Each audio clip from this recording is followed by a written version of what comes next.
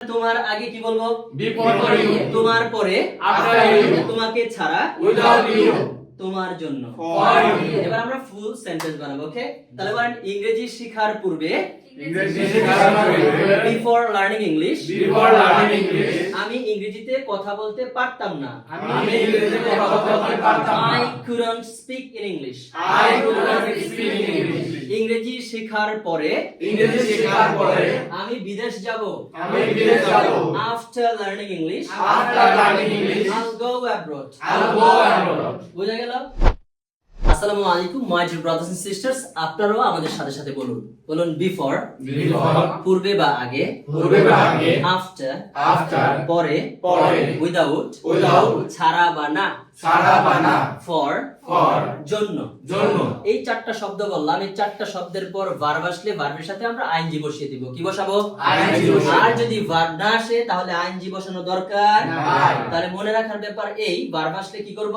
ING বসাবো। যেমন আমি বললাম ইংরেজি শেখার পূর্বে, কি বললাম? ইংরেজি শেখার পূর্বে। তাহলে বলেন before learning English. Before learning English. তাহলে যদি বলি ইংরেজি শেখার পরে, After after learning learning English. English. ইংরেজি শেখার পরে, After learning English. এখন বললাম ইংরেজি না শিখে, তাহলে বলবো উইদাউট লার্নিং ইংলিশ। কি বলবো? Without learning English. এবার বললাম ইংরেজি শেখার জন্য ফর লার্নিং ইংলিশ, তাহলে কি বলবো? For learning English. তাহলে আমরা কি করলাম? ভার্বের সাথে ING আইএনজি দিলাম। বসাবো। এবার যদি ভার্ব না আসে, অন্য কোনো শব্দ আসে, হ্যাঁ, তখন আমরা আইএনজি বসানোর দরকার নাই। আমি বললাম তোমার আগে, তোমার আগে। তাহলে বলবো বিফোর ইউ। You. বিফোর তো আর ইউইং বলা যায় না, না। কারণ এটা কি না? ভার্ব। Verb। বলা যায় কি? না। যায় না। তাহলে বলেন তোমার আগে কি বলবো? Before you. তোমার পরে After you. তোমাকে ছাড়া Without you. তোমার জন্য। For you. এবার আমরা ফুল সেন্টেন্স বানাবো, ওকে? তাহলে বলেন ইংরেজি শেখার পূর্বে ইংরেজি শেখার পূর্বে before learning English Before learning English, আমি ইংরেজিতে কথা বলতে পারতাম না। আমি ইংরেজিতে কথা বলতে পারতাম না। I couldn't speak in English. I could not speak in English. ইংরেজি শেখার পরে ইংরেজি শেখার পরে আমি বিদেশ যাব। আমি বিদেশ যাব। After learning English After learning English, I'll go abroad. I'll go abroad. বুঝা গেল?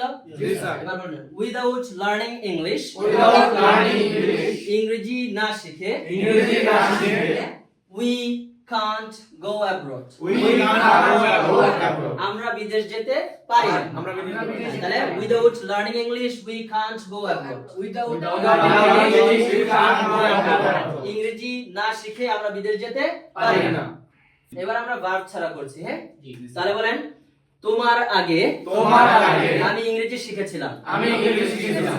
Before you Before you, I learned English. I learned এটা English. কিন্তু আগে পরে করতে পারবেন। বলেন I learned English I learned English before you. before you. যেভাবে আপনি স্বাচ্ছন্দ্য বোধ করেন। ক্লিয়ার ব্যাপারটা? জি, স্যার। তাহলে বলেন তোমার পরে তোমার পরে আমি খাবো। আমি খাবো। তাহলে I will eat I will eat after you. after you.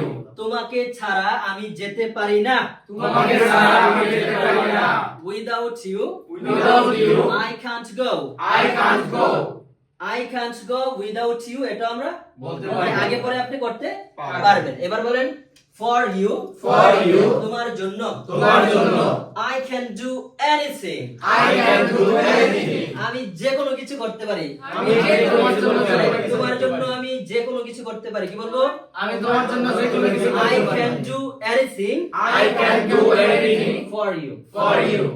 বুঝেছি ব্যাপারটা? জি স্যার। ওকে মাই ডিয়ার্স, এভাবে আপনি ভার্ব দিয়ে এই চারটা শব্দ বলে ভার্বের সাথে আইএনজি বসিয়ে দিন এবং যদি ভার্ব না আসে তাহলে আইএনজি দেওয়ার দরকার নেই।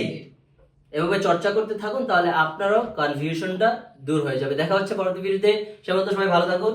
আসসালামু আলাইকুম।